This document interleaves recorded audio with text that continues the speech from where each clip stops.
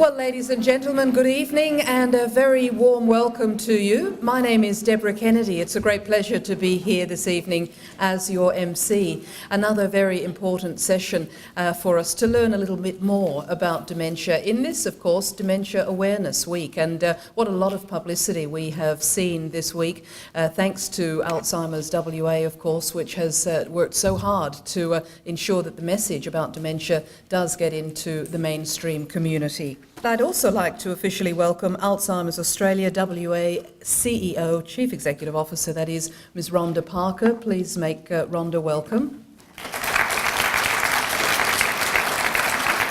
And a little bit later, Rhonda will facilitate some questions and answers with our guest speaker this evening.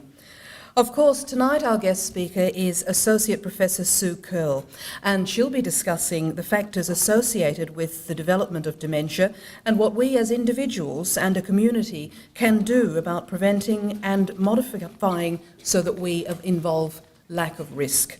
She's leading a $24 million National Health and Medical Research Council research partnership project on dementia care, and she'll reveal the latest information on Alzheimer's research and what's available to treat or manage the disease and slow its progress. Now, the professor doesn't want me to say too much about her background because it's long but it's interesting. She has a long involvement with dementia management and service development, which includes the running of a memory clinic for 15 years and a dementia clinical drug trial program for 14 years.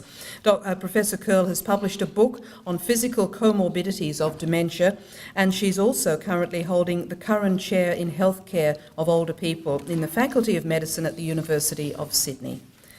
This evening's lecture, of course, will be more chance to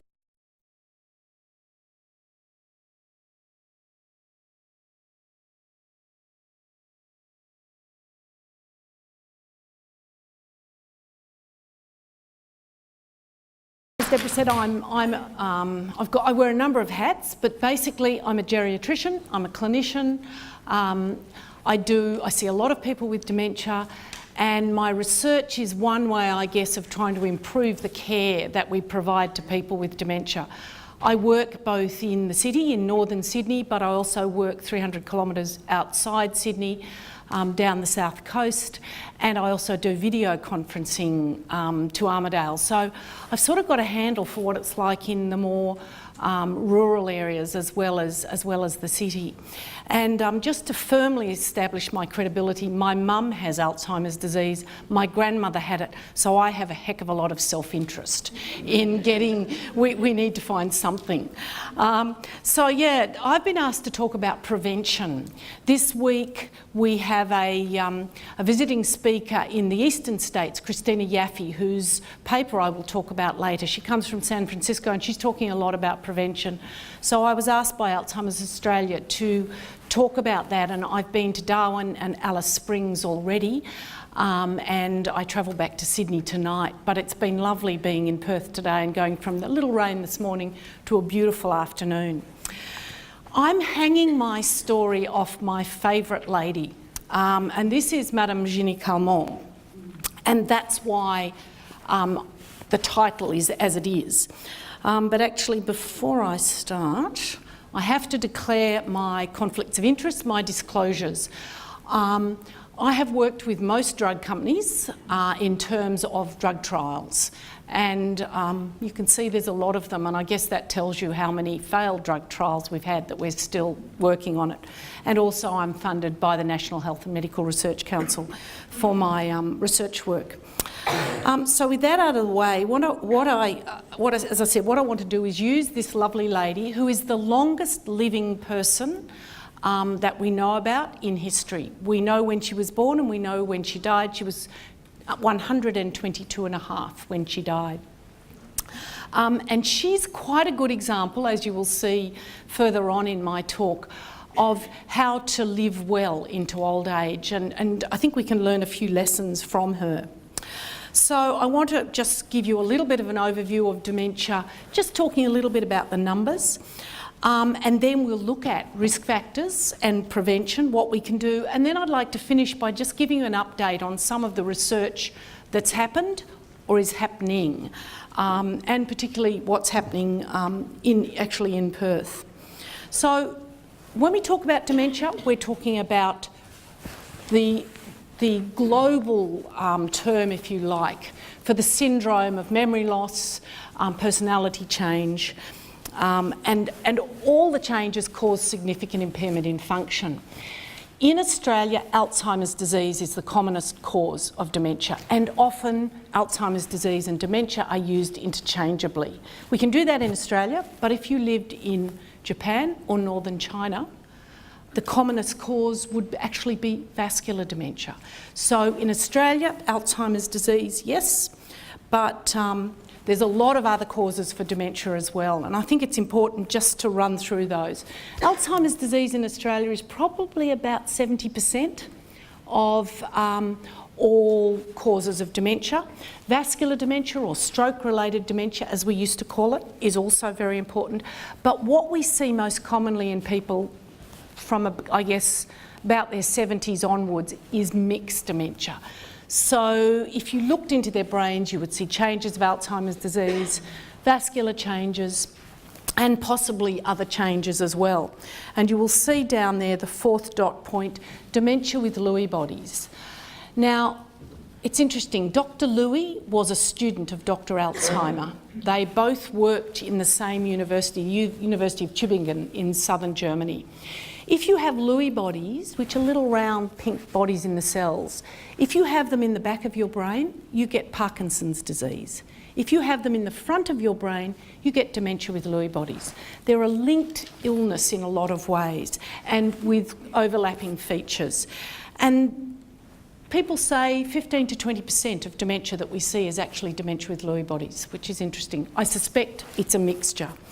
We mustn't forget frontotemporal dementia, which is a mixture of the frontal version where people get behavioural problems and the temporal version where people get speech problems.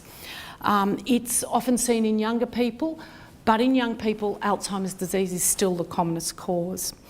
Parkinson's disease with dementia, I guess, is a bit less common than dementia with Lewy bodies. And then we've got all the others. There are at least 120 other causes of dementia, most of them rare, but I mention here too, CJD is Creutzfeldt-Jakob disease, or if you like, it's a bit like mad cow disease, or I love it in French, what is it? La maladie de la vache folle, the sickness of the foolish cow.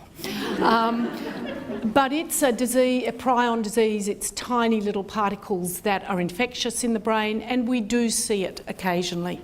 The other one, ARBD, alcohol-related brain damage, quite important, probably a little more common than we think, and what's really important about it is if you stop drinking, you often stop the damage. And that's what's really important, to, I guess, to make that diagnosis. I talk about alcohol a little later, and the comments I make then are for everybody except people with alcohol-related brain damage, because I do like a drink or two occasionally, and there is good evidence for it. Okay, what are the numbers in Australia? Now, you may be aware of these, but I think it's always important to talk about them. You know, there is quite a lot of dementia in Australia. We're talking about 300,000 people with it last year. That doesn't include the people that aren't diagnosed or the people with mild cognitive impairment. It never ceases to amaze me in the work I do in the south coast of New South Wales, where I will see a couple will come in where one of the couple has quite severe dementia and the other member of the couple has managed them at home without any help, and no one suggested they get any help. And this might be someone who in other places would almost be in residential care. So we're seeing people all the way through their stages at diagnosis. And we're looking at about 1,200 new cases each week are diagnosed. That's quite a lot. These figures are probably on the conservative side. They come from the Australian Institute of Health and Welfare, and they're pretty conservative, as opposed to, say, Access Economics, who often are a little more enthusiastic with the way they count things. What is interesting is that at age 65, 1 in 12 people will have dementia. So that's about 9%, 8 to 9%. At age 80, it's 1 in 4. At age 90, it's 1 in 2. It's interesting because we're not sure after that. It doesn't seem to keep going up. If you make it to 90, you're probably okay. That being said, there are people who are a little older, and my 90-year-old father would say he doesn't want to live to 100 just to find out whether he's going to get it or not. It's interesting. What we do know is that if you put off the onset of dementia, you can actually halve the number of people with it. Why? Because they'll die of something else, because you're looking at that old age. The other thing to remember about Alzheimer's disease, and to a lesser extent the other dementias, is that the disease starts 20 to 30 years before you get the symptoms. And so we have got this period of 20 to 30 years that we can be doing something about the problem. Now, if everybody in this room wants to live to 90, half of you will be sitting here quietly developing those changes in your brain as we speak. So just think about that when you don't want to get up and go for the walk in the morning, because we'll talk about why you should go for that walk.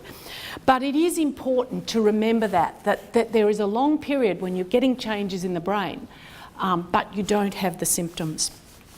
We mustn't forget the 25,000 people under age 65 who also have the disease. The youngest patient I've had was 31 when she came to me, and she was 6 months pregnant. She had a presenilin-1 mutation. She had a mutation that meant she was going to get Alzheimer's disease. Interestingly, neither of her parents had it, and we did actually check their DNA, and most fortunately her baby didn't have it. So that was a really sad case, and it brought home to me the plight of younger people. She was diagnosed with adjustment disorder, personality disorder, marital problems and depression before it was not me, it was a colleague recognised that it could be dementia and then referred her on to us. So it's kind of sad, and I think we hear that story certainly with our 40 and 50-year-olds. It's a bit scary. We have to remember they're out there. Now, we've talked about increasing with age. The really interesting thing is that it is not all doom and gloom.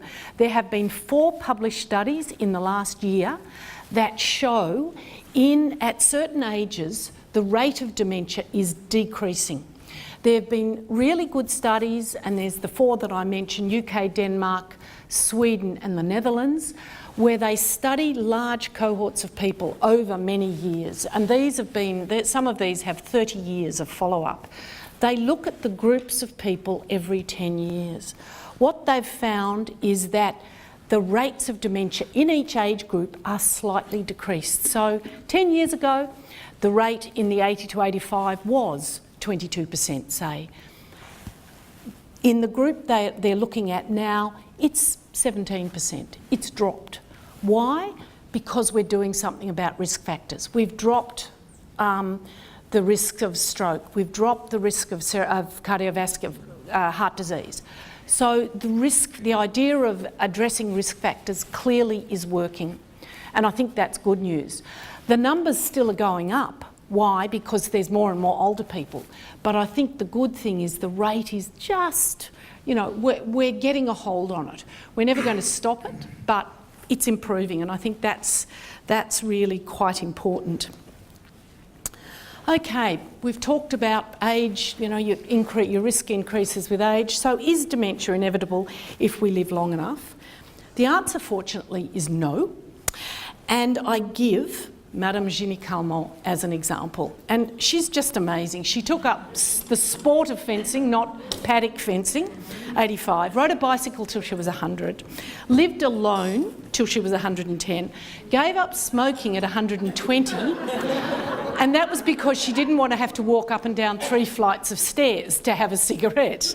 Mind you, she only ever smoked 2 a day. And it's very interesting at that level. She lived in the town of Arles, which those of you who are Van Gogh aficionados would know it was where he painted quite a lot of his famous paintings. So she's a Mediterranean French person, if you like. So she not only used a lot of olive oil in her food, she rubbed it on herself as well. She felt it was the best thing for her skin. She drank port wine or red wine every day. She preferred port wine because it was fortified. You got a little more kick for your glass. As I said, 2 cigarettes a day till she was not keen to walk up and down the stairs anymore. And this is the one I like, 1 kilogram of chocolate. I'm sorry, I omitted the dark chocolate, every week. How do we know this? We know it because an Australian psychologist called Karen Ritchie, who was from Melbourne originally, went to France to do some study, met a Frenchman, fell in love, married him and stayed in Montpellier in southern France, and she's still there. She's come out a couple of times as a visiting lecturer. She met Madame Calment and actually assessed her on a number of occasions and has published on her life, I think in the British Medical Journal. And she was out here not long after Jeannie Calment died. She assessed her about a month before she died. She said she was still sharp as a tack, although she was almost blind and quite deaf, which I guess tends to happen at that age. But she was really very with it. The sad thing, I guess, was she outlived her husband, her son and her grandchildren, but she did not outlive her great-grandchildren. She also outlived her solicitor, which is a good story because in France you're able to sell your house and then live in it until you die. So this solicitor at 45 thought buying the house of a 75-year-old lady was a very good bet. However, he died before she did. The house, well, it was an apartment actually, reverted to her. Now, her apartment where she lived was up 3 flights of stairs. So every time she wanted to get her loaf of bread or any shopping or go and even hang washing on, there was a communal line at the back, she had to go up and down 3 flights of stairs. Just think of all that incidental exercise. It would be perhaps twice this lecture theatre every time she wanted to go outside and do something.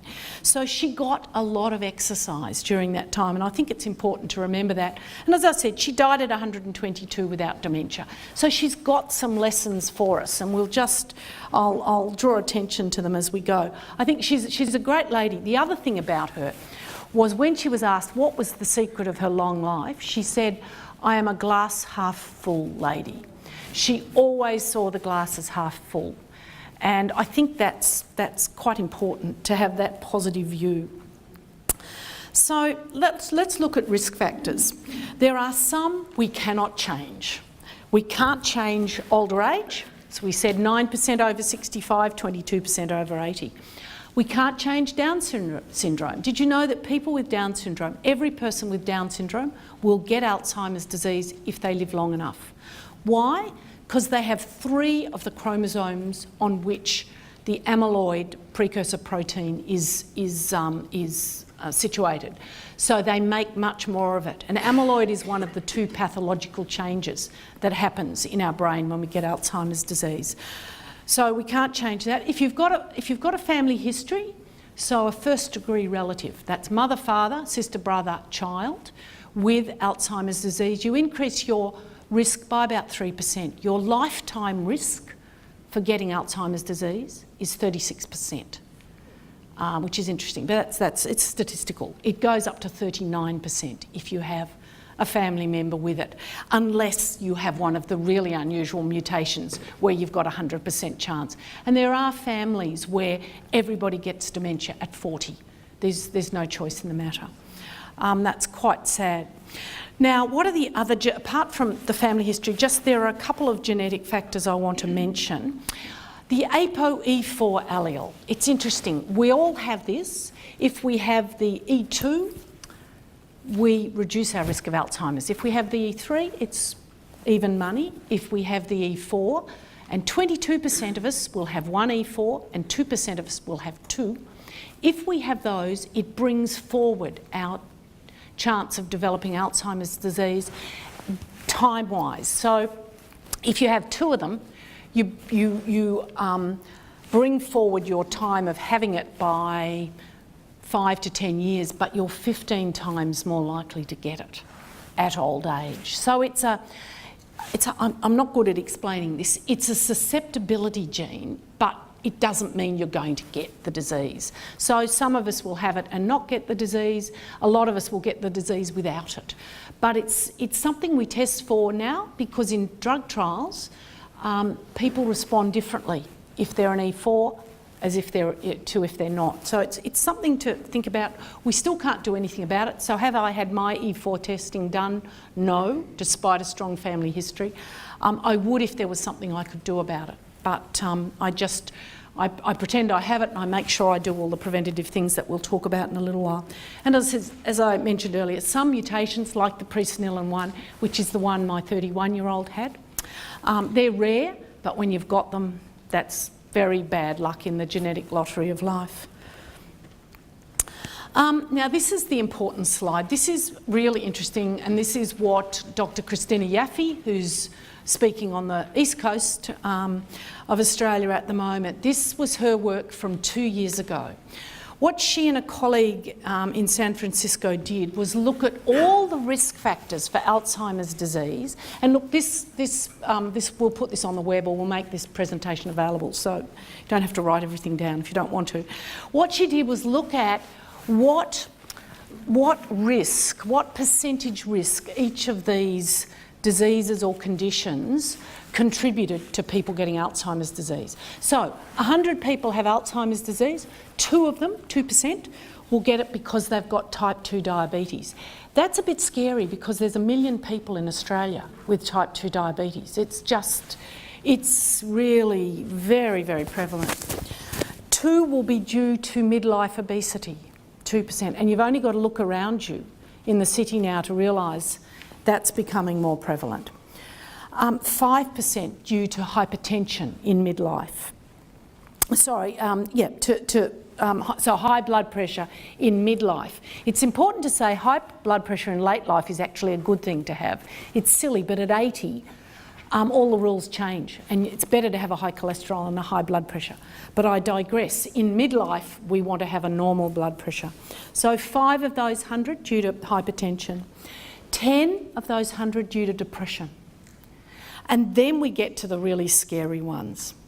13% due to physical inactivity. Now these are risks, this is across the world. She did the figures for the US and it was 21% were due to physical inactivity. We're a bit more like the US than the rest of the world, so I suspect physical inactivity is probably at about 20%. So 1 in 5 of cases of Alzheimer's disease, which is most of the dementia we see, are due to people being couch potatoes. And that is something we can do something about. 14% due to smoking, fine. That's again something that can be given up. And 19% due to low cognitive activity. That's a bit scary. The fact you are here tonight is really good. You are carrying out cognitive activity and reducing that particular risk. And I mean that. It's really important to keep your brain active, doing things. And we'll talk a little bit about what we should do. But it's fascinating the number of people that finish their education. They might work during the day and then they go home and watch television at night. They don't actually use their brains at all, and it's really important to keep that going. So that's a really important slide. That's half of all the people with dementia, with Alzheimer's disease, have a preventable cause in theory. Now this is statistical, but it's what's happening out there in real life. Okay, there are other interesting risk factors. Head injury is a very interesting one, and we're certainly looking at that in the Indigenous population because it's probably a very prevalent cause for dementia. But I also look at all those rugby league footballers. Now, perhaps you don't play that much rugby league over here, but I watch with horror when someone is carried off and then they run back on again 20 minutes later. They've been concussed. They've been knocked out, even if it's only for a few seconds. What we know is that if you're knocked out such that you lose consciousness for 10 seconds or more, and I wonder how many people in this room have had that, you double your risk of Alzheimer's disease. Double it. Why? Because when you get a head injury, you lay down amyloid. Amyloid being one of the changes that happens in Alzheimer's disease. So head injury is really important, and I think we're gradually getting a handle on that, and they're much more careful now about allowing, certainly rugby union got a handle on it a while ago. There's been quite a bit of publicity about a number of American footballers who at 50 have got quite significant dementia. So head injuries certainly an issue, and I think we need to be pretty careful of it. And when I don't want to put my bike helmet on when I go for a cycle, I do think about these figures and think, yep, come on, protect your brain. Cerebrovascular disease, so stroke, we know that is a risk factor. 30% of people who have a stroke will have cognitive impairment within the following year.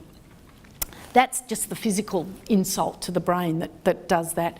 And I think it's important to be aware of it. Ischemic heart disease, so heart disease, a risk factor, definitely, for Alzheimer's disease.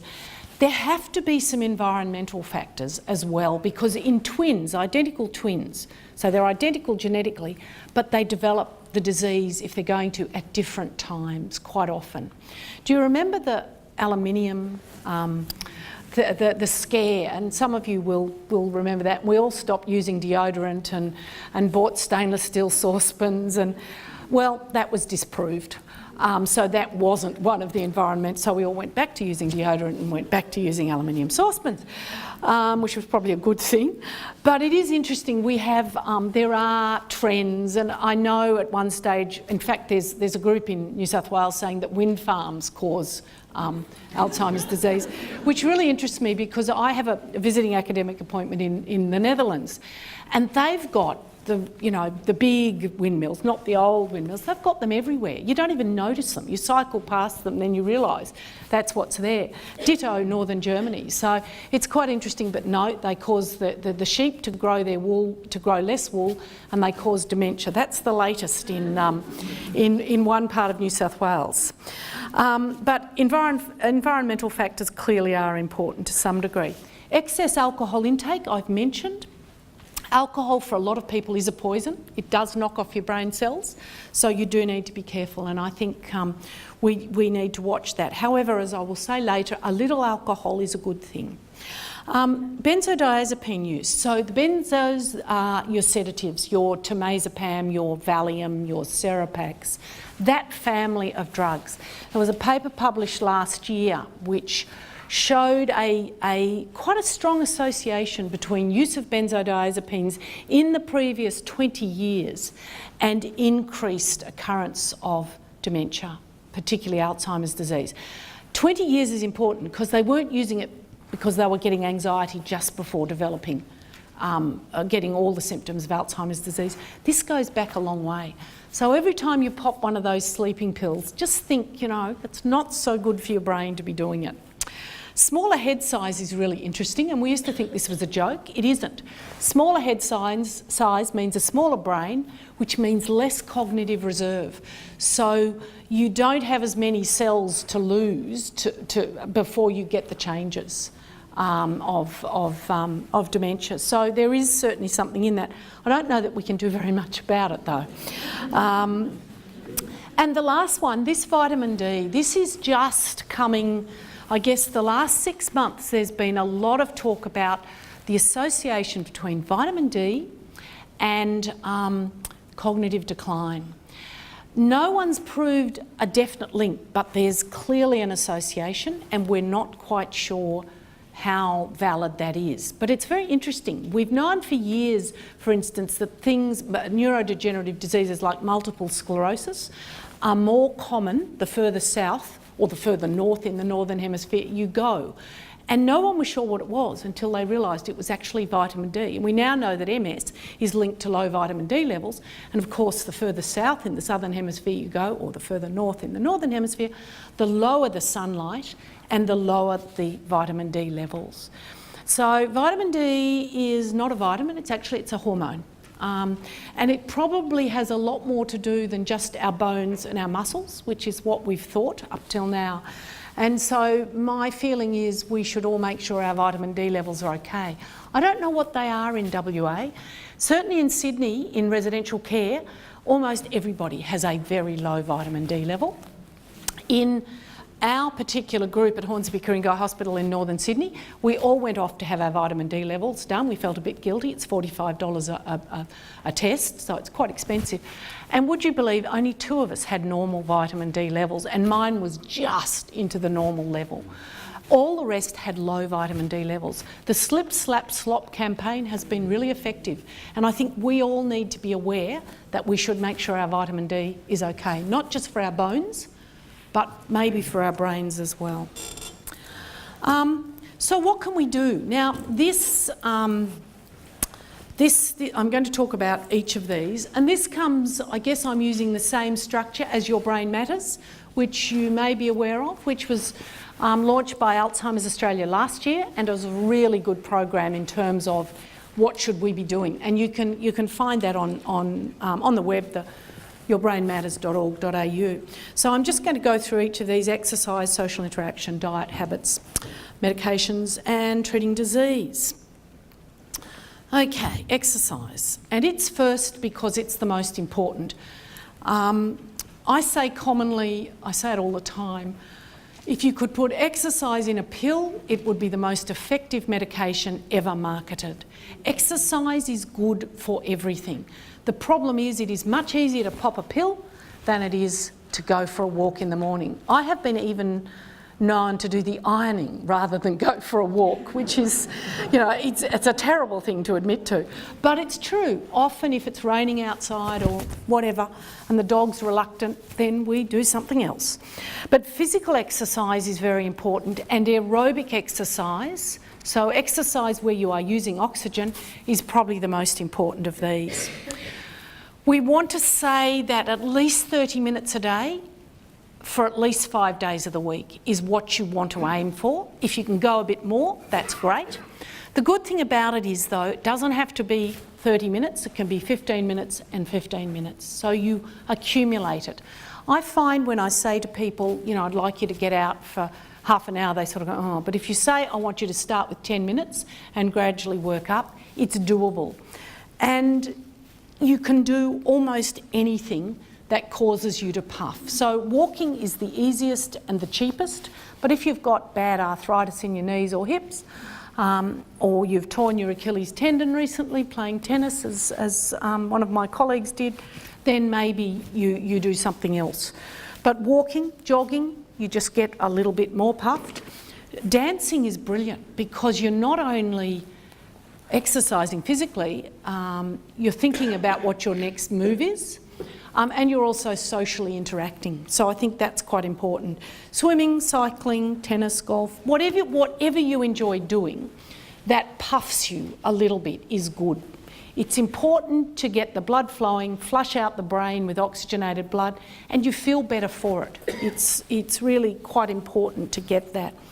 There's other sorts of exercise: resistance training, balance training, and flexibility training.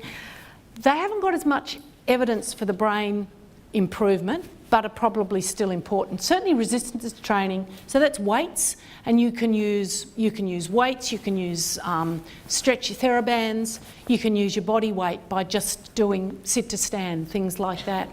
They're all good, particularly for bones and muscle, and we're not still totally sure, what the effect on the brain is, but they are beneficial to other parts of your body. Balance is good because it stops you falling, and that's important. Tai Chi, balance exercises. Why is exercise really important? We know that regular exercise improves cognitive performance. And there was a paper released yesterday by Alzheimer's Australia on physical exercise, and that will be available, it's probably available on the net, on the web now, on the website. But it's a really good, if you want to look for the academic evidence, it's all there. I get asked, people say, oh, but there's no evidence for that. Well, there is now. There are several trials which show very clearly that exercise, particularly walking, is very good for you. Good for the brain, reduces levels of cognitive impairment if you've already got it, and puts off cognitive impairment if you haven't. So it's very important. It's also shown to increase brain size, which is interesting, particularly the part of the brain that is memory involved. And it certainly flushes out amyloid in the brain. Remember amyloid being one of the bad changes that happens in Alzheimer's disease? We know that that doing exercise flushes the brain out. I love this photo, and I would use it whenever I can. This guy's 85. He holds the World Masters record for pole vault. Now, we don't all have to do this.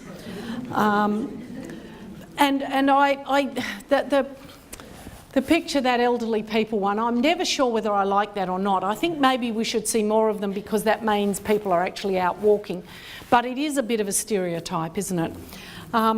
However, it has encouraged older people, like very old people, to get out and walk because they can see it's okay if there's a road sign, apparently.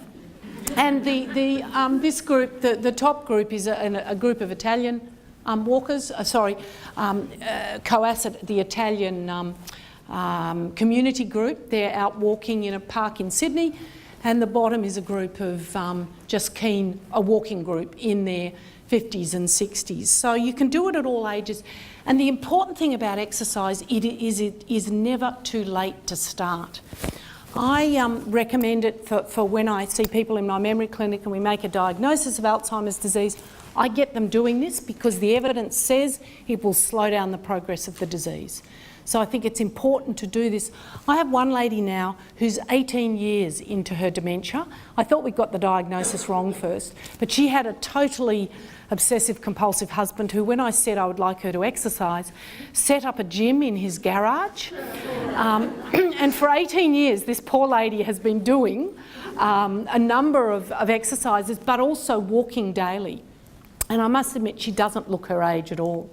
She's just starting to go downhill, but she was a very good example, and we've had more, she's probably the most extreme, of where you can show a real slowing. She also did word puzzles and put them in a scrapbook, and every appointment would bring the scrapbooks to show me all the word puzzles she'd done, and the mental activity. And I'm convinced it works, and we've now got good evidence it does.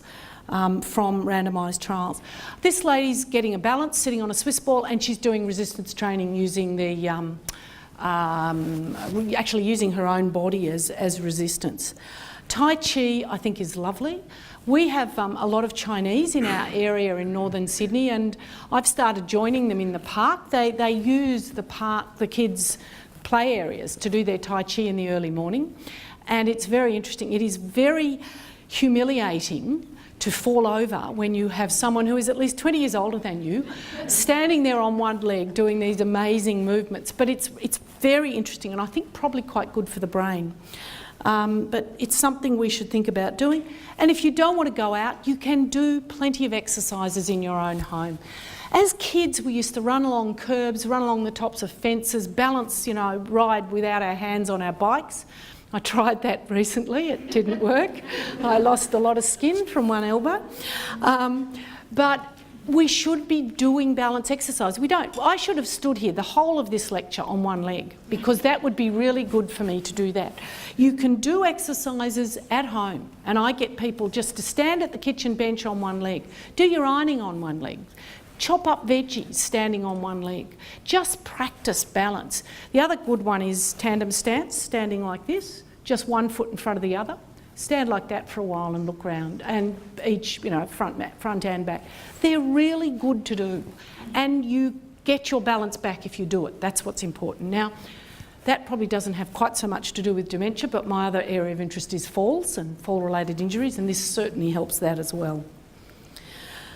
Mental exercise. This is also very important, really important. We know that the higher the level of education a person has, the lower their risk of Alzheimer's disease. They've built up cognitive reserve. Think of the brain as a muscle. The more you use it, the bigger it gets. And that probably is a reasonable way of looking at it, except of course the brain is almost pure fat. But the point is, the more cognitive activity you do, the more brain cells you lay down. When I graduated, we were taught that you got your brain cells at birth and then you just lost them gradually. We now know you continue to lay down new brain cells basically until you die. Your stem cells are active well into your 80s, and exercise is one way, both physical and mental, to get them going. So it is important to keep the brain working. Certainly it's got to be complex activity. People say to me, I read a lot. Look, we've been reading since we were kids. That's easy. You have to do other things. I say try reading backwards, or, you know, doing something that makes your brain work hard. It's important to learn a new language. It's a musical instrument, and I can tell a story against myself here. My husband's Scottish, and I bought him a new set of bagpipes for Christmas last year. That was a mistake. It is interesting though, because bagpipes actually take quite a bit of physical coordination to squeeze the bag and play the music. But learning a musical instrument is actually a really good way of getting the brain working. And we've got a group of older ladies playing the recorder, and they're actually starting to sound really lovely. I was put off recorders because we all had to play them at school, and that was just terrible. But it's lovely. Musical instruments are very good for the brain. Chess, computer games. You remember Tetris, the Game Boy game? Tetris is a really good one for getting the brain working, as long as you do it with other things. We know that, if you just do one sort of activity, you just get good at that. It doesn't help the brain generally. Do a lot of different ones. How much a day? I say 20 to 30 minutes maximum. If you're not working, if your brain isn't aching from something else, make it work hard. It's really, really important. Certainly taking up a new hobby is important too. Certainly learning a language can be in that category. Social activity is the third, if you like, social exercise, and this is really interesting. There is good evidence for this. Join an activity group, Men's Shed. We had the Stitch and Bitch, which used to be was originally, and that was a ladies' group, and the quilters, they would come together and quilt and stitch, and they would talk as well, and that social interaction is really important. Concerts, theatres, galleries. Become a volunteer. That is something that really is good in terms of social interaction. And finally, get married. It's very interesting. Men who are married at midlife actually have a lower risk of Alzheimer's disease than men who are not. Doesn't quite work the same way for women, which is interesting. I wonder why. But the quote from one particular study I think is lovely. Living in a couple relationship is one of the most intense forms of social and intellectual stimulation. That's quite an interesting quote. But it is, strange enough, it's up there as a way of preventing. And a couple of Men's Shed photos. I love the dog in the second one, and they're enjoying their cup of tea. And then this was an ad from actually Geelong for U3A, University of the Third Age. I don't know how active it is here in Perth, but it's good. It certainly seems to be active across Australia. Okay, prevention in terms of habits. So stopping smoking, I think that goes without saying. It's not necessarily easy. Lose weight, that's not necessarily easy either. But there are ways one can improve one's risk profile in terms of Alzheimer's disease. And moderate alcohol intake, and I'll talk about how moderate alcohol intake is in a minute. The diet side of things is really, really interesting. There have now been 3 separate studies showing that people who have eaten a Mediterranean diet over 20 to 30 years have a much lower rate of Alzheimer's disease and actually dementia in general. And I'll talk a bit about that one. The other interesting diet area is the issue of curries, and you may have heard of curcumin. Curcumin is the yellow pigment in turmeric. Turmeric is probably the major ingredient of curry powders, certainly from the Indian subcontinent. Not so much Thai or Vietnamese or Chinese, but certainly the Indian subcontinent. Linked with that is the fact that Alzheimer's disease is quite uncommon in India. I mean, vascular disease is more common. And so there have been studies looking at curcumin tablets. In fact, there was a negative one on the west coast of the USA about 3 years ago. Then they worked out that they didn't cook the curcumin, and that if you like, in real life, you cook your turmeric. You drop it in a fry pan, dry fry it, or you put it in your dal or whatever you put it in. So they're now doing one, and there's actually a very large study which I think is partly based in Perth with Ralph Martins looking at curcumin added to food, or turmeric added to food. So it's important. And that brings me to my concept of culinotherapy, which I really like because I really like food. And the idea of what you eat really can affect how you modify your risks. And this is, I guess, the culinotherapy approach to prevention of Alzheimer's disease and a whole lot of other diseases. And it includes the Mediterranean diet. So you're thinking avocados and olive oil is the idea of polyunsaturated or monounsaturated fats. They're good. Lots of fresh veggies, chickpeas, lentils, fruit. Regular fish intake. There have been a number of studies that have shown that the closer you are to the ocean and you eat fish or sea, the lower your risk of Alzheimer's disease. And the thought is it's the omega-3 fatty acids in fish that are protective. And it was 3 fish meals a week seemed to be the cutoff. So if you can't eat 3 fish meals a week, think about fish oil as a way of getting it. Certainly there is less of a emphasis on red meat and saturated fats, and I think that's quite important. I mentioned the regular curries, I've explained why. Now, alcohol is very interesting. We used to say 2 to 3 drinks a day, 2 for women, 3 for men. I've reduced this to 1 to 2 simply because the NHMRC got on my back because they say no alcohol is what we should be saying. It's very difficult because there's a lot of conflicting evidence. I think there is absolutely no doubt at all that any more than 3 drinks a day is not good for you. But there's a lot of evidence from studies looking at non-drinking communities that those people that drink 1 to 2 drinks actually have better health than those that drink no alcohol. And they're often vegetarian communities, so they're a healthy community anyway, the non-drinkers. So it's quite interesting. 1 to 2 drinks tops no drinks. Now, I'm not saying if you don't drink, go out and start at all. But I'm saying that if you enjoy a glass of wine, you can enjoy that glass of wine. The rule, though, is 1 alcohol-free day a week at least. And when we say drinks, we mean standard drinks. Do you know what a standard drink glass of wine is? Like an eyeglass? An eyeglass, yeah. Well, it's 125 mils.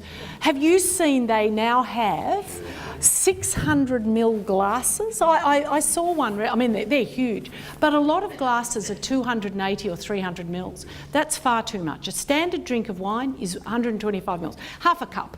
Half a cup is a standard drink in terms of wine, and it's a nip of scotch or whatever.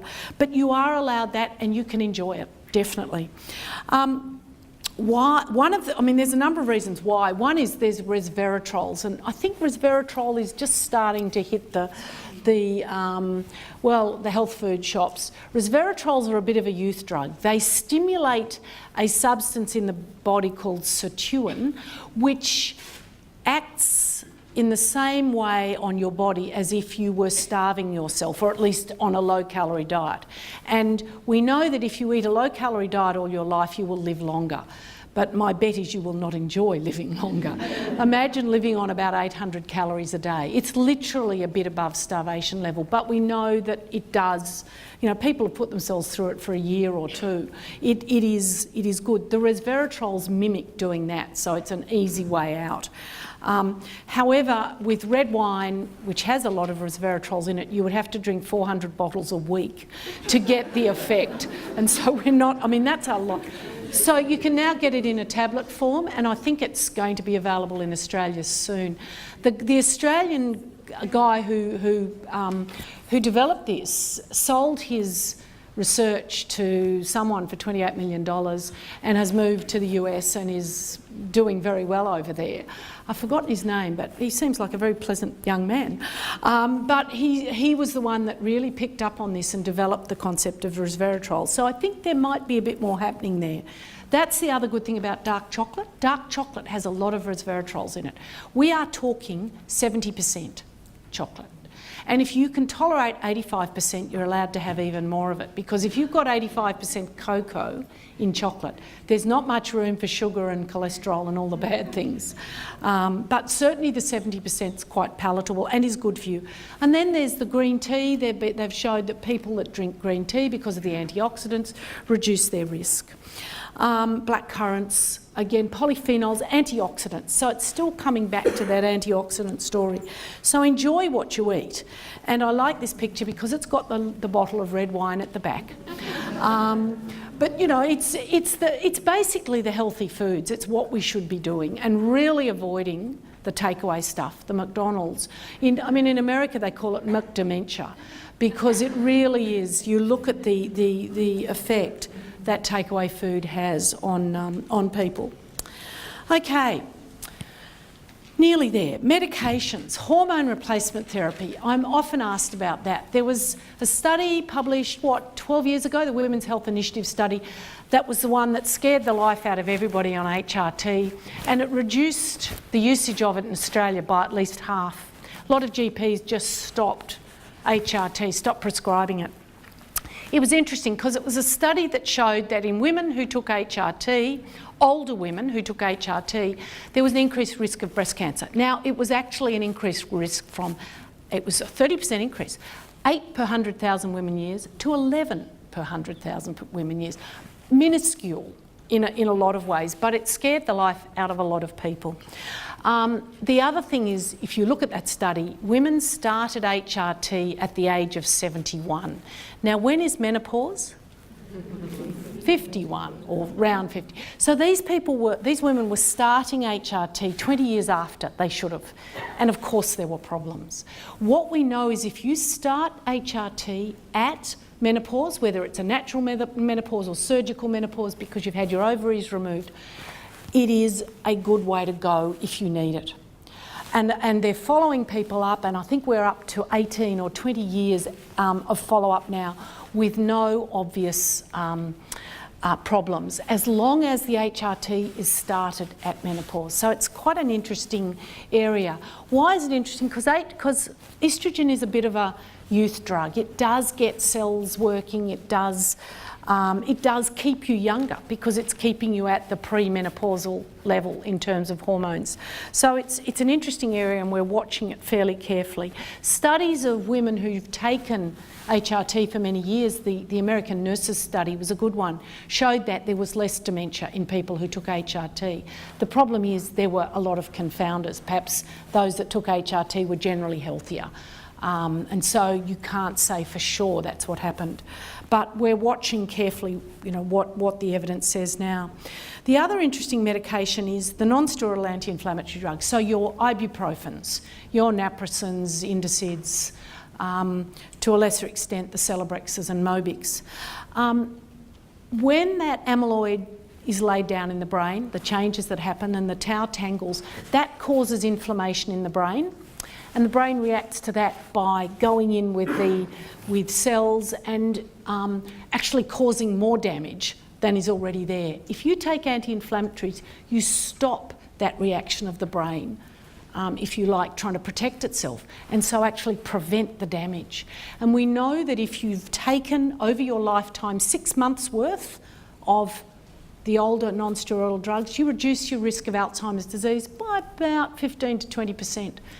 If you've taken 2 years worth, it drops it by about 40%. I have colleagues who have been taking low-dose anti-inflammatories for 20 years because of this evidence. We know that once you've got the symptoms, it's too late. There have been a number of studies using these drugs. Once the diagnosis is made, useless. You've got to be taking them in that 20 to 30 years before you get the symptoms. So I wouldn't say go out and take it, but if you have to take an anti-inflammatory because of a sore back or whatever, you've got to watch they don't rot your gut or affect your kidney, but they may be having a beneficial effect on your brain. I'm going to be interested to see what happens over the next 30 years because these drugs are available over the counter. I mean, in Aldi the other day, you could get 24 ibuprofen for 99 cents, much cheaper than aspirin or paracetamol. And it'll be interesting to see they're used that way because 10 years ago, they were still on prescription. You could only get them on prescription. So it's an interesting area. Vitamins and supplements, a somewhat controversial area. We know that B group vitamins increase brain size, possibly improve cognition a little bit, but definitely the VitaCog study from Oxford showed that it did increase brain size. Vitamin D I've already mentioned, and ginkgo. Now ginkgo biloba is a really interesting area. There have been a number of studies that have been negative, but there was one published about a month ago which looked at a large French study. It's a post hoc study, so they went back and looked at the data again, which is always a little bit difficult. But what they found was that in people who have been taking ginkgo for 20 years or more, and they went back a long way, their risk of Alzheimer's, their memory tests were much better than those people who weren't taking it. It's been published in PLOS One, which is freely available. So if you just put in ginkgo biloba research, you'll probably be able to find it on the web. You don't need a subscription. And it's quite interesting because it's made me think, okay, all those people that are taking it, I usually say, look, you know, don't bother, there's no evidence. Maybe I'll be saying, well, you know, if you can afford it, use it. It probably doesn't have a lot of other bad side effects, so I guess the jury's out again on that. We'll wait and see. It's no good taking it once you've got the disease, we know that, but maybe in that 20 to 30 years beforehand. We know we have to treat disease. As I said before, diabetes contributes 2 out of every 100, and we know that heart disease, high blood pressure, cholesterol, obesity, depression, we need to be making sure we treat those. We're doing that a lot better now than we used to, and I think that's going to see a reduction in the occurrence of dementia, we hope. Just a little bit of interesting recent research. I'm not sure whether this is good or bad. This was presented at a conference recently. If you get cancer, you're not as likely to get Alzheimer's disease, and if you get Alzheimer's disease, you're not as likely to get cancer. That's basically what this study says, or these studies. What's good is that they're actually quite large studies. The second dot point was 3.5 million American veterans, and they have very good data, health data on these people, on these mainly men. But the other was a totally separate study. So it seems that if you've got a genetic makeup that goes towards Alzheimer's disease, you're not so likely to get cancer and vice versa. So I don't know it's good or bad. You know, you get a diagnosis of one, you're less likely to get the diagnosis of the other. We all know people that have had both, but it's interesting. The research that was presented recently that I like a lot better is this one, which shows that for every year that you stay at work past retirement age, you reduce your risk by 3%. And I think that comes back to the keep your cognitive function going, because there's nothing like work, well, except maybe process line work, that it's really good for you to keep the brain going. And I think that's quite important, quite interesting study. Just the latest on drug research. Now remember, 107 years after Alois Alzheimer first described Alzheimer's disease, we still don't know why people get it. We know what you see in the brain, but we don't know why some people in here will get it and some won't. We still don't know what causes it. All the research breakthroughs that we hear about, or most of them, are related, of course, to rats or mice. Rats and mice don't get Alzheimer's disease naturally. We have to genetically engineer them to get it, to then do the studies. So it always worries me when you get a rat breakthrough. And there's a wonderful line in a movie from Gene Hackman where there's something on television about a big breakthrough in I think it was in in treatment of a brain disease in rats, and he turns around to his wife and says, "The rat population of the world must be overjoyed." and I think in a way that's what we have to remember. These are rats and mice, and we get lots of phone calls just after a current affair or something has run a story on this. There have been lots and lots of negative trials. We do trials at where I work at Hornsby. We're on number 38 of clinical drug trials in Alzheimer's disease, so that's 37 negative ones. I'm getting a little less optimistic each year, but we'll get there. One study recently published that had some evidence for it, Souvenaid. Have you heard of Souvenaid? It's a medical food or a nutraceutical that has been promoted a little bit it was developed by a Dutch neurologist, Philip Scheltens, and basically what it is a mixture of all the good things that are good for the brain in terms of brain repair. So it's got omega-3 fatty acids, there's your fish oil, so you can take fish oil, your selenium B group vitamins, You can get those in your multivitamin tablet. Choline, remember lecithin? We all used to sprinkle lecithin on our porridge or cereal at one stage. That's one thing. And it's thought to improve connections between brain cells. Yeah, the jury's out. I think there is some evidence it does improve memory, but it's $4 a day. So it does make a hole in your hip pocket. All our drug trials targeting amyloid have been negative. There is about to be a tau study started. It's happening at Fremantle with Dr. Roger Clarnett. So that's hopeful. It's the first anti-tau study. So you've got amyloid plaques and tau tangles in the brain. This one looks at tau. So it's literally just starting in the last couple of months. So there's one thing, I guess. There's the eternal optimist in me. We've just started recruiting for that particular study. I just want to finish by looking at the studies of centenarians. There's 4 lovely studies of people who've lived longer than 100, from Sardinia, New England, Australia, and Okinawa, the southern islands in Japan. And you look at the studies of these people, and what is it about them that seem to be what are the features? We know that genes are important. If you've got parents that have lived a long time, you're more likely to live longer. But what's coming out is that personality is really important. Remember Jeannie Calment, the glass half full? Physical exercise is important. All those groups exercised a lot. Keeping mentally and socially active and continuing to work at something. Eating and drinking well, the Mediterranean diet, and all 3 of the groups drank alcohol in moderation. The New England group didn't drink alcohol at all, which was interesting. Not smoking is really important, and the sense of humour, I think, is really quite important, and they all mentioned that. And I'll just leave the last words to Madame Jeannie Calment. She was interviewed not long before her death. You've lived a long time, you've seen many changes, you can imagine, in 122 years. What do you expect the future to be like? I thought a lovely way to finish. So thank you.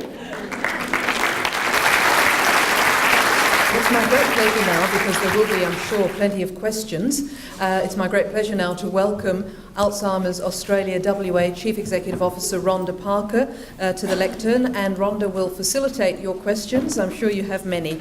Please welcome Rhonda Parker. Thank you, Deb. And before I open the floor, can I just let you know, this is a copy of the report that Sue referred to. It was the one that arrived by email for me before it had the front cover sorted. It's report number 36. It's the report that was released yesterday on exercise. Look, it's an immensely readable report, and I do encourage you can either go online, or if you want to call us at the office on 9388 2800. We'll email a copy to you. It's very easy to read, but it is compelling reading for any couch potato, let me tell you. So that was just a little plug there. Sue, I'm sure there's lots of questions, so can I open the floor, please, for people? Yes, Sue, down the front. And we do have roving mics, so we might hear you at the front, but it's always great for people up the back to be able to hear the questions, so thank you. Yes, thank you, Sue. You mentioned diabetes 2. What's the research say about diabetes 1? It's interesting because there's not a lot yet, because that group have yet to come through, I guess, diabetes, as in type 1 diabetes, which occurs, we used to call it juvenile onset diabetes. There is definitely some evidence for it, but because the numbers are so much lower, we don't know the percentage yet. They're also quite well controlled in terms of insulin levels, and it's the high insulin levels that cause the problem in type 2 diabetes. So yeah, I think quite often with people with type 1 diabetes, they don't live long enough to because they get the other problems with eyes, kidneys, the blood vessel problems. Sue, it'd be fair to say, wouldn't it, that we now know that the issue is about as we know now with heart disease, is that it's really important to control those diseases. So because they have secondary impacts. So you've got hypertension, cholesterol, diabetes. It's important to control those diseases in themselves, but it's also really critical to control them because they have secondary impacts on other functions. Yeah, yep. Absolutely. And then up the back next. Sorry, the gentleman up the back's got the microphone. Sue, the trials on amyloid plaque, there have been an enormous amount of money spent on that, I believe, over the years, and they've been basically disproved, haven't they? And they're going down a different track with the tau trials, which are relatively new. What's your take on the situation? We've done about 14 anti-amyloid trials. We're still doing one that started in pre-Alzheimer's disease. So we've got people with memory complaints but not severe enough for Alzheimer's disease. They're in a study that's continuing. So my feeling is the idea is you get people very early in the presentation process, they may work. That's the only one that's still continuing. Out of all the many vaccination, monoclonal antibodies, a whole lot of them. And tau, it's, as you say, it's new. And this one, methylene blue tau trial is the first that we're aware of. And it's certainly happening in WA as well. Okay, gentleman down here and then the lady up the back. So, yes? Susan Speaker, thank you very much for your talk for the Alzheimer's Association. Making it possible. Primary prevention very important, but the second prevention, slowing the progression and all the consequences of that. So I was wondering if you could give us an idea about how well is Australia is doing on that front.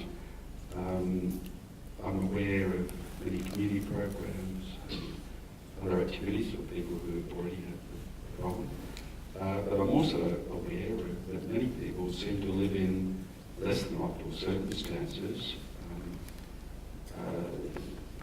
at home, in institutions, where they're deprived of exercise, social interaction, good nutrition, sunlight,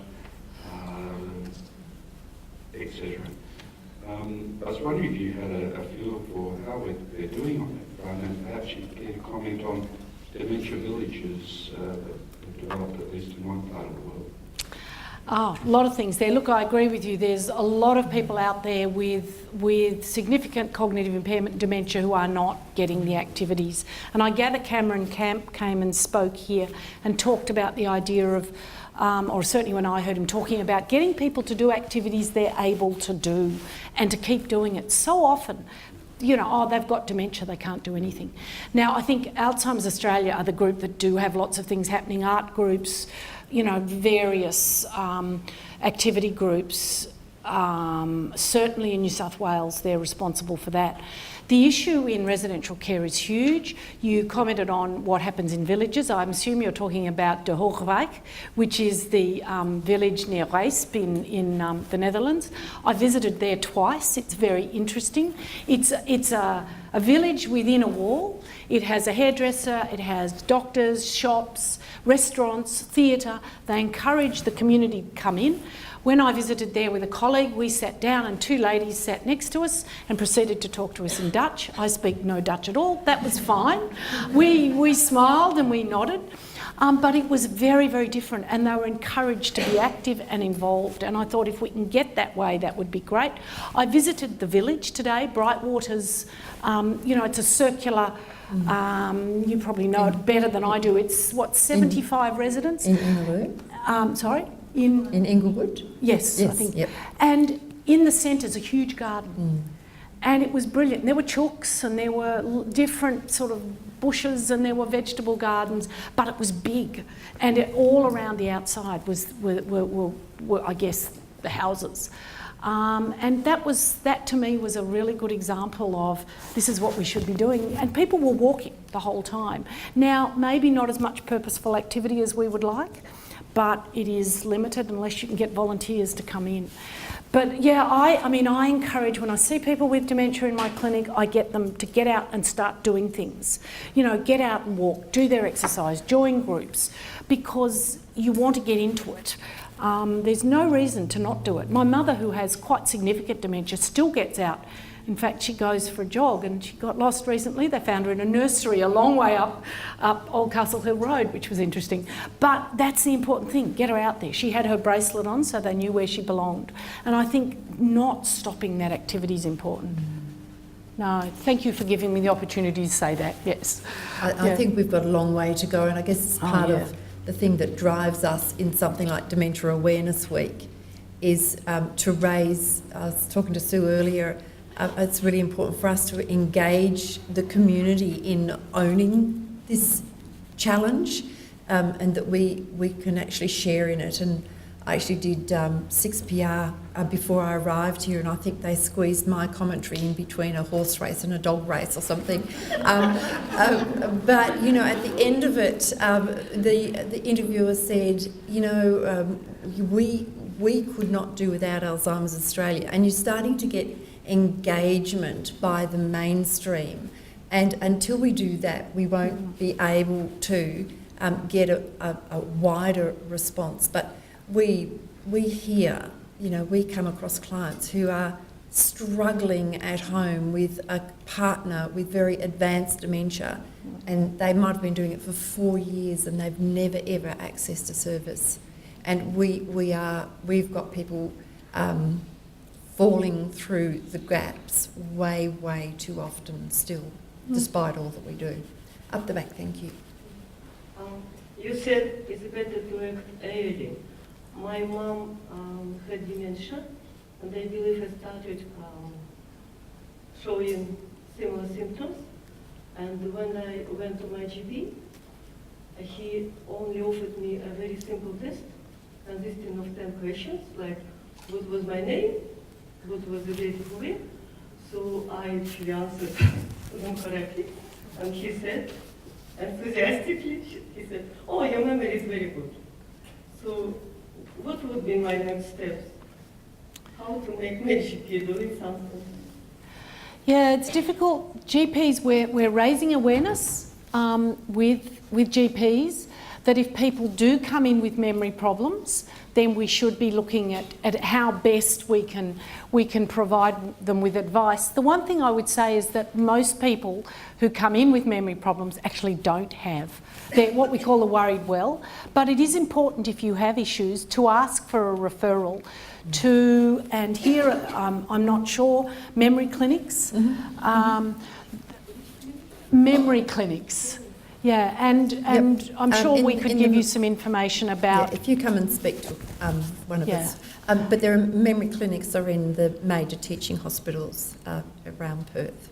You can ask for a referral to that. Yeah. And they can do more in-depth teaching, more in-depth testing, which, you know, may, you know, give you some reassurance. Absolutely. I'm 60 now. Yeah. Right, well, lots of questions we must move through. Over here, thank you very much for the microphone, and then Jason, there's someone down the back. Thank you.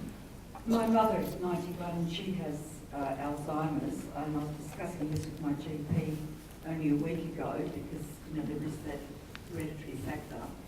And he said to me that a geriatrician friend of his told him there's nothing you can do to prevent it.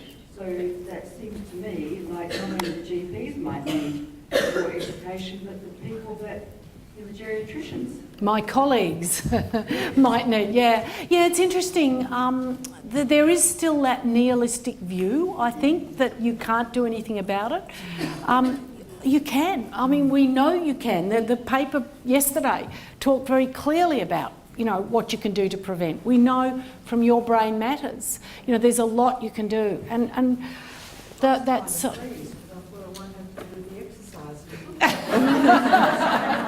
Sorry about the bad news. Yes. Okay, who's got the microphone? There's a lady down here with a blue sweater on, jumper. Thank you. Thank you. Just a couple of queries. Would Disprin not do as well or be similar in action to non-steroidal anti-inflammatories? And also, is sleep apnea a contributing factor? You've not mentioned. No, good point. First, is aspirin as good as a non-steroidal anti-inflammatory? Aspirin is a non-steroidal anti-inflammatory drug, but in the 100 milligram dose that most people take to prevent stroke, it is not actually anti-inflammatory. It is anti-blood clot, but not anti-inflammatory. You need to take about 600 milligrams a day of aspirin, so that's 2 standard aspirin tablets to get the anti-inflammatory effect. So thank you for asking that one. The second one was about sleep apnea. I love it if a big man comes into my memory clinic and I ask him, has he snored? And his wife says, I moved out of the bedroom, 10 years ago. He snores terribly. I will send him off for sleep testing, and pounds to peanuts, he will come back with sleep apnea. We will redo his testing once he's started using his CPAP machine and his cognitive impairment has improved. It is it's one of the nice ones because it's a reversible cause. When you have sleep apnea, you stop breathing for up to a minute at a time, your brain gets hypoxic, low in oxygen, and it reacts by not working as well. And so by getting CPAP going, yes, it definitely improves it. So not a lot of evidence yet, but it's coming on that. But I think it is important because it goes with the obesity. And I think it's quite important. And I do say to people who use a machine or perhaps have sleep apnea and don't use it, it's not good for your brain to leave it. It's like drowning. It's like partial drowning many times a night. And that's the effect it has on the brain. One of my favourite statistics is that the brain weighs 2% of your body weight and consumes 25% of your body's oxygen. So you imagine if you've had a low lung capacity because you don't puff at all week in, week out, you are just as Sue said, you're not flushing the brain with really oxygenated blood. It's so important to have a good cardio capacity for your brain health to make sure that you are getting enough oxygen into the brain to feed it. Question. And the easiest way to do that is to walk. To walk. Okay, thank you. Here with the microphone. Firstly, Sue, thank you for your talk and your knowledge. I was just wondering, this is a sensitive topic, should people be encouraged to donate their brain? Would that help with the research? Absolutely. And is it happening now? Yes, it is. Is it happening here? It's certainly happening in Sydney. I'm not sure if it's happened here. No, it is really important, and it's lovely. I think when people who are younger, who have the disease, it's very helpful for their families to know what's happening. And we encourage them to consider doing that. Yep. I can't talk about the situation in WA, but we certainly encourage it in Sydney, and there is a specific service that does that and feeds back to the family. Yeah. But it's not like an organ donation. Should it be more wordly put out there that the donation can be done? Because I don't think a lot of people realise how important that would be. Yeah, no, it's a very good point actually, and you're right, it's a sensitive topic, and it's very hard when someone comes in and you've given them the diagnosis, even if they've had an inkling that's what's going on, and then you say, and now we'd like you to donate your brain. If I could work out a nice way of doing it, but it often, as the disease progresses, we'll bring that up, and sometimes people bring it up themselves and say, how do you know what's really happening? And I say the only way we really know what's happened is to take a piece of your brain and look at it. That's the only way you make a definite diagnosis. And often that then leads into, well, there is that ability. We've got a brain bank where they look at it. And I think that's important. Mind you, it's scary because you get the results back and there's someone that had a really good going dementia and their brain looks pretty normal. And we know from other people who have normal function prior to death, when they look at their brains after death, they're full of pathology. So we certainly don't know everything there is to know by a long way. but it would be useful. It would certainly contribute. We have to wrap up shortly, and we will have a bit of supper outside where Sue will be around for a bit longer for questions. I think there's one more question up the back. Thank you, the lady with the scarf. Can we have a microphone up? Just give me my exercise. That's yeah, right. I was going to say sprint. All right, so one, while we're waiting for One down, that to yep. get to the lady in the mauve print scarf, lady down here to question. I'm interested in, Hold the mic close, please. I'm interested in Lewy body disease, which hasn't been mentioned at all since the beginning. Yeah. Can you tell me, does that mean that that it is so confusing, and I've read a lot about it, that really there's nothing that can be done? Yeah. No, I didn't mention Lewy body disease other than at the beginning, and you're right, perhaps I should have paid more attention to it, because we don't know for sure what the prevention, we don't know whether the strategies work. My feeling is anything that improves brain health will slow the progress. We know with Parkinson's disease, if we get people exercising and keeping mentally active, it does slow the progress of the disease. So my feeling is it would also do it for dementia with Lewy bodies, but I have tried to stay really evidence-based tonight and only give you information, apart from a few little bits, where we have the evidence. I think it's, my patients with dementia with Lewy bodies get the same information about exercise, and I really encourage them to do it because of the falls that often happen with dementia with Lewy bodies. It's doubly important to exercise, and I think prevention will certainly assist. Last question up the back, please. Just in relation to the interchangeable use of dementia and Alzheimer's, if a person's been diagnosed with vascular dementia, is there any way of determining if they're then later diagnosed with Alzheimer-related problems? Is there any way of determining whether that is a follow-on from vascular dementia or something independently different other than having, I suppose, an analysis after an organ donation or a donation? It's quite hard, but pure vascular dementia is very uncommon. There are some hereditary forms, and they show up very clearly on MRI, so we can make that diagnosis. You do it often on history. Someone may have had a stroke, but then they have that gradual progressive decline, which is absolutely characteristic of Alzheimer's disease, as opposed to vascular, which is much more stepwise, and they're fine for a year and then suddenly drop. So often it's on the history.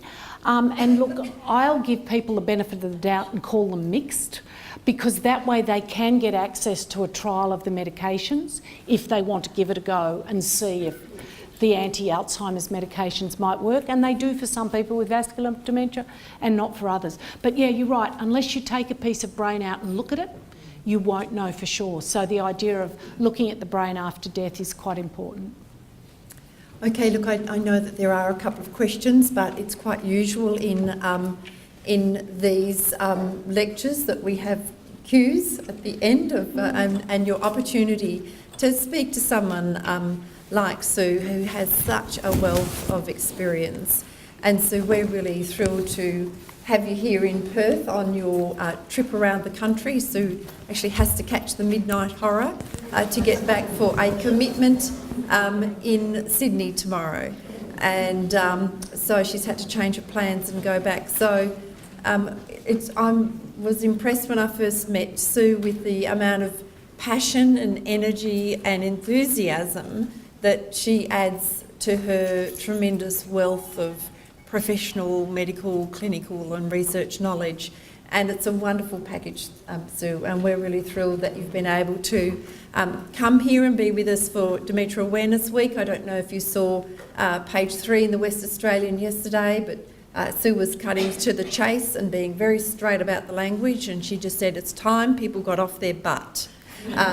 So we like it when the language is simplified, so there's no confusion about what we're actually saying. So would you all join with me in thanking Sue?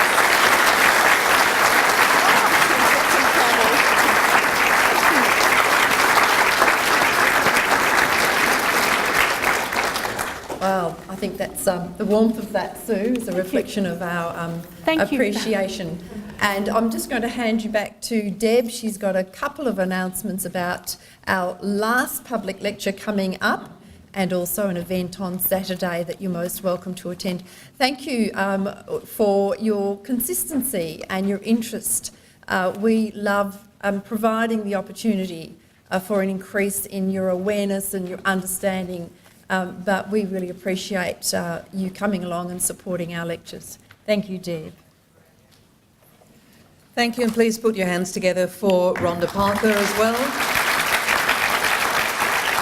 And again, thank you to Associate Professor Sue Currie for a wonderful presentation, and we've all learned a lot. And thank you very much for attending this series. Thanks again, please, to our guest speaker, Associate Professor Sue Currie.